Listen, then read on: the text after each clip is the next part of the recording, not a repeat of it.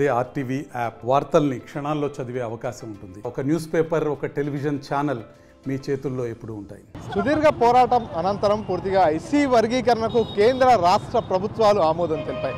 ఇప్పటికే కేంద్ర ప్రభుత్వం ఎస్సీ వర్గీకరణకు ఆమోదం తెలిపినటువంటి నేపథ్యంలో తాజాగా రాష్ట్ర ప్రభుత్వం సైతం నిన్న ఏదైతే ముఖ్యమంత్రి రేవంత్ రెడ్డి ఎస్సీ వర్గీకరణకు ఆమోదం తెలిపినటువంటి నేపథ్యంలో పూర్తిగా అంతా కూడా హర్షం వ్యక్తం చేస్తున్నటువంటి పరిస్థితి. ఎవరైతే ఎస్సీ సామాజిక వర్గానికి సంబంధించినటువంటి నాయకులంతా కూడా హర్షం వ్యక్తం చేస్తూ సంబరాలు చేసుకుంటున్నారు. ఎంఆర్పీఎస్ నాయకులు కావచ్చు, మిగతా వారంతా కూడా పూర్తిగా మహబూబ్నగర్ జిల్లా కేంద్రంలో సంబరాలు చేసుకుంటున్నటువంటి పరిస్థితి ఉంది. మనతో పాటు కొంతమంది ఎంఆర్పీఎస్ నాయకులు కూడా ఉన్నారు. వారితో మాట్లాడించే ప్రయత్నం చేద్దాం. చెప్పండి, దాదాపుగా కొన్ని ఏళ్ల తరబడి కూడా ఎస్సీ వర్గీకరణ కోసం పోరాటం చేస్తూ వస్తున్నటువంటి నేపథ్యంలో తాజాగా రాష్ట్ర ప్రభుత్వం, గతంలో కూడా కేంద్ర ప్రభుత్వం పూర్తిగా ఎస్సీ వర్గీకరణకు ఆమోదం తెలపడం జరిగింది. ఎట్లా చెప్తారు, ఎట్లా చూస్తారు? ఒక చిట్కా కొట్టి ఒక్కటి చిట్కా.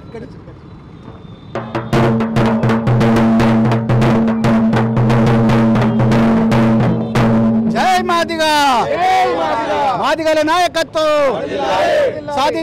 సాధించాం. ఈరోజు మాదిగ ఉపకులాల 30 సంవత్సరాల సుదీర్ఘ పోరాటాల ఫలితం ఈరోజు ఆగస్టు 1, 2004 పంజాబ్ వర్సెస్ హర్యానా సుప్రీంకోర్టుకు వెళ్ళడం జరిగింది. ఆ కోర్టు యొక్క సూచన ప్రకారము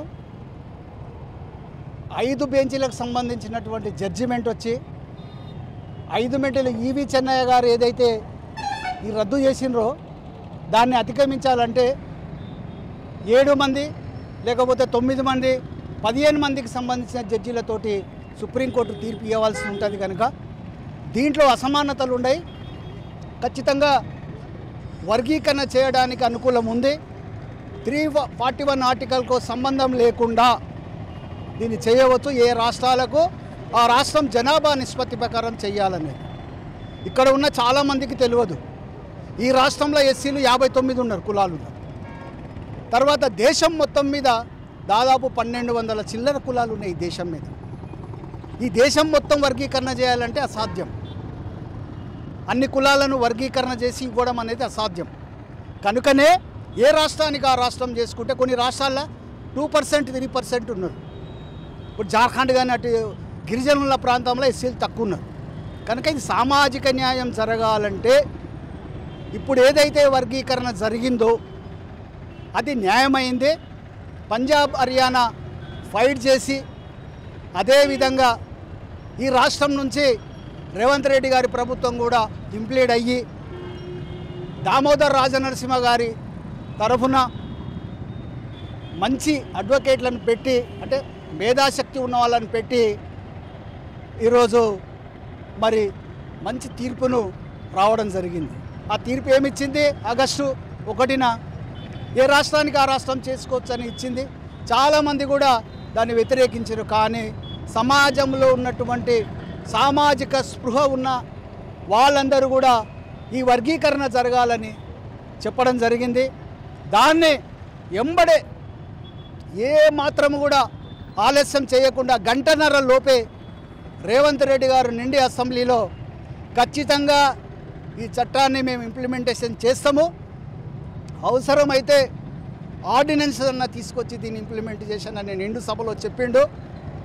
ఆ చెప్పిన విధంగానే మంత్రులతోటి సబ్ కమిటీ వేయడం జరిగింది.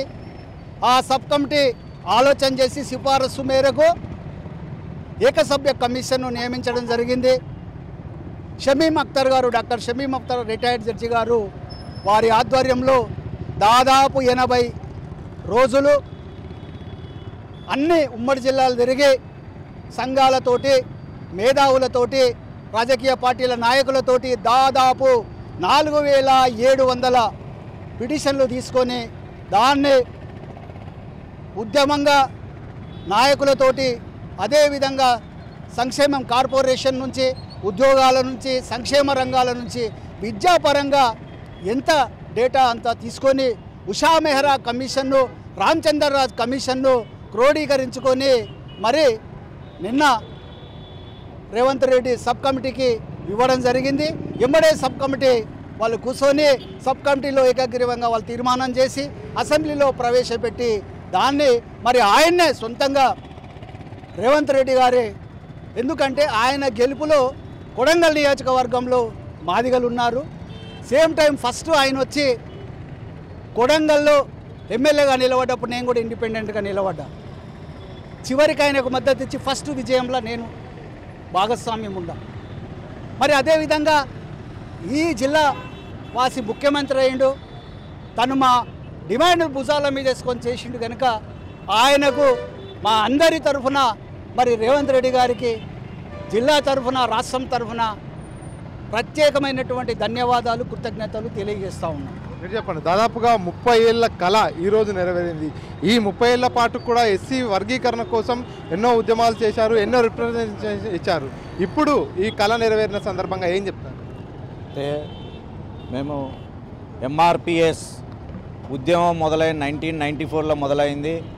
ఆ రోజు నుంచి విద్యా ఉద్యోగ సంక్షేమ రాజకీయాల్లో ఎస్సీ ఉమ్మడి రిజర్వేషన్లలో ఒకే మాల సోదరులే తీసుకెళ్తున్నారని చెప్పి మేము గణాంకాలు తీస్తే ప్రతి దాంట్లో ఇంజనీర్లు కానీ, డాక్టర్లు కానీ, లాయర్లు కానీ, అదేవిధంగా లెక్చరర్స్ కానీ ప్రతి రాజకీయ రంగాల్లో కూడా ముందంజలో ఉన్నారు. కాబట్టి వాళ్ళు మాకంటే దాదాపుగా 30 ఏళ్ల చరిత్ర భాగంగా అన్ని రాజకీయ పార్టీలు మారినాయి. అన్ని రాజకీయ పార్టీలు కూడా ఎస్సీ వర్గీకరణ సంపూర్ణ మద్దతు, ప్రజా సంఘాలు, విప్లవ సంఘాలు, మరి బహుజన సంఘాలన్నీ కూడా నిజంగా వీళ్ళు మాదిగలు అసమానతలకు గురైందని చెప్పి ఆనాటి నుండి స్వాతంత్ర నాటి నుండి నేటి వరకు కూడా వాళ్ళు అన్ని విధంగా కూడా సామాజిక పరంగా ఎన్నో ఇబ్బందులు ఎదుర్కొంటున్నారని చెప్పి అందరూ కూడా సంపూర్ణంగా మద్దతు చేసి పార్లమెంట్లో కానీ, అసెంబ్లీలో గత ప్రభుత్వం కూడా 2 సార్లు తీర్మానం చేయడం జరిగింది. మరి ఉమ్మడి ఆంధ్రప్రదేశ్లో ఉన్నప్పుడు కూడా చంద్రబాబు నాయుడు గారిని, వైఎస్ రాజశేఖర రెడ్డి గారు కూడా తీర్మానం చేసి వర్గీకరణ 2002 నుంచి 2000 దాదాపుగా 50 ఏళ్లకు వెనుక మీకు 25 ఏళ్ళ ఉద్యోగాలు రాకపోయినా దాదాపుగా 5 సంవత్సరాలు 2000 నుంచి 2004 వరకు దాదాపుగా 22,000 ఉద్యోగాలు ఈ మాదిగ జాతికి బిడ్డలకు రావడం జరిగి అలా ఇంజనీర్లు, డాక్టర్లు అయినరు. అటువంటి దాన్ని కుట్రపూరితంగా రామస్వామి అని హైకోర్టు రిటైర్డ్ న్యాయమూర్తి కావాలని మాల సోదరులు పిటిషన్ వేసి అలా రద్దు చేయించి మాదిగలు మాలల మధ్య చిచ్చు పెట్టి అటువంటి చిచ్చును మరి దీన్ని పరిష్కారం చేయకపోతే మాదిగలకు ఇంకా మాలలకు వ్యత్యాసం ఏర్పడుతూ ఒక ఉమ్మడిగా ఉన్న అన్నదమ్ముల వల్ల బాగా పంపించేసుకోవాలనే డిమాండ్తోనే పోరాటం చేస్తూ ఉంటే ఈ మధ్యకాలంలో మరి ఏదైతే గుడిచెల వెంకటస్వామి కొడుకున్నాడో వివేక్ గారు కావాలని కుట్రపూరితంగా ఇవాళ మాలలు ఎన్నడూ కూడా మాలల డిమాండ్ మీద మాట్లాడింది లేదు. మరి ఇవాళ మాలల డిమాండ్ కోసం మాట్లాడుతూ ఉన్నాడంటే ఇవాళ నిజంగా చెప్తా ఉన్నాం, కిమ్లేర్ విధానం రావాలి, ఖచ్చితంగా రావాలి. దాని ద్వారా చేస్తే సామాన్య గ్రామీణ ప్రాంతంలో ఉన్న బిడ్డలకు న్యాయం జరిగే అవకాశాలు ఉన్నాయి. అదేవిధంగా ఇప్పుడు రేవంత్ రెడ్డి గారు నిన్న అసెంబ్లీలో పూర్తి స్థాయిలో తీర్మానించి బిల్లు పెట్టించినందుకు వారికి ప్రత్యేకంగా కృతజ్ఞత హర్షం వ్యక్తం చేస్తూ ఉన్నాం. దీన్ని వెంటనే మరి ఖచ్చితంగా అమలు చేయవలసిన బాధ్యత కూడా రాష్ట్ర ముఖ్యమంత్రి మేము శిరస్సు వంచి మరి వారికి ప్రత్యేకమైన మా దళిత సంఘాల మాదిగ సంఘాలను కృతజ్ఞతలు తెలియజేస్తామని ముగించుకుంటున్నాను. మీరు చెప్పండి, దాదాపుగా ముఖ్యమంత్రి రేవంత్ రెడ్డి నిన్న అసెంబ్లీ సాక్షిగా ఎస్సీ వర్గీకరణకు ఆమోదం తెలపడాన్ని ఎట్లా? ఈరోజు మేము అన్ని వర్గాల ఎస్సీ కులాల వాళ్ళ చాలా హ్యాపీగా ఉన్నాం. ఎందుకంటే 10 సంవత్సరాల నుండి మన బీజేపీ కానీ మన టీఆర్ఎస్ ప్రభుత్వం కానీ ఎక్కడా కూడా న్యాయం చేయలేదు ఎస్సీలకు. ఇప్పుడు అన్ని వర్గాలు చాలా సంతోషంగా ఉన్నాయి. పైగా ఈ కాంగ్రెస్ ప్రభుత్వాన్ని తెలంగాణ ఏరు కోరి తెచ్చుకున్నది. దానికి తగ్గట్టే సీఎం రేవంత్ రెడ్డి గారు హామీ ఇచ్చి మద్దతు తెలపడం జరిగింది. దానికి మేము చాలా సానుకూలంగా ఇంకా ఎంకరేజ్మెంట్ మేము ఇస్తామని జనాలకు మరియు ప్రజలకు అందరికీ తెలియజేస్తున్నాం.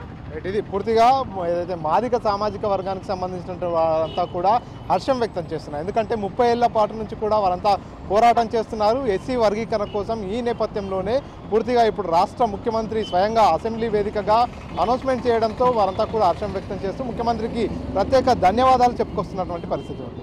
కెమెరా పర్సన్ నరసింహరెడ్డితో మణికంఠ, RTV, మహబూబ్ నగర్. మరిన్ని వీడియోస్ కోసం ఛానల్ ని సబ్స్క్రైబ్ చేయండి. లేటెస్ట్ అప్డేట్స్ కోసం వాట్సాప్ ఛానల్ ని ఫాలో అవ్వండి. ఆ లింక్ డిస్క్రిప్షన్ లో ఉంది.